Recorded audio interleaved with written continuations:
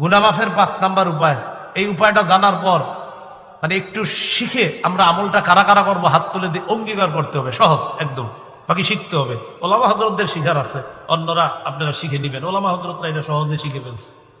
বলেন আজান দেওয়া, আজান দেওয়া তো বিশুদ্ধভাবে সব আলেমরা পারে। যাদের আজান শুদ্ধ নাই তারা বিশুদ্ধভাবে আজানটা শিখা এই এলাকার কোনো মসজিদে গিয়ে চান্স নিবেন, মুয়াজ্জিন সাহেবকে গিয়ে বলবেন আজকে আমার একটু চান্স দেন। কেন?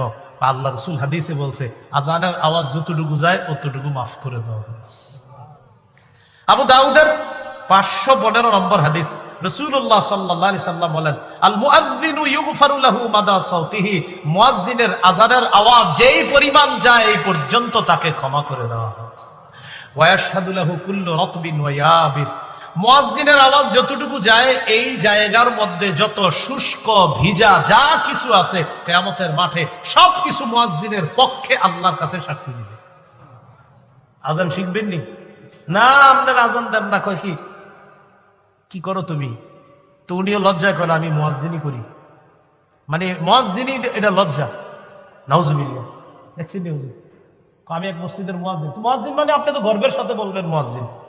আল্লাহ কোরআনে বলছে ওমান আহসানু কাওলাম মিম্মান দাআ ইলাল্লাহ, ওই ব্যক্তির চেয়ে উত্তম কথা আর কার যে মানুষকে আল্লাহর দিকে ডাকে। এই উত্তম কথা আর কার? এর দ্বারা 1 নম্বর উদ্দেশ্য মুহাম্মদ সাল্লাল্লাহু আলাইহি সাল্লাম। আম্মা জান আয়েশা সিদ্দিকা বলেন আয়াতের 2 নম্বর উদ্দেশ্য পৃথিবীর সমস্ত মুয়াজ্জিন। মেয়ে কার কাছে বিয়ে দিয়েছেন? তো কয় না যে ছেলে মুয়াজ্জিন। গর্বের সাথে বলবেন মুয়াজ্জিন, গর্বের সাথে, সত্যি বলছি গর্বের সাথে বলবেন।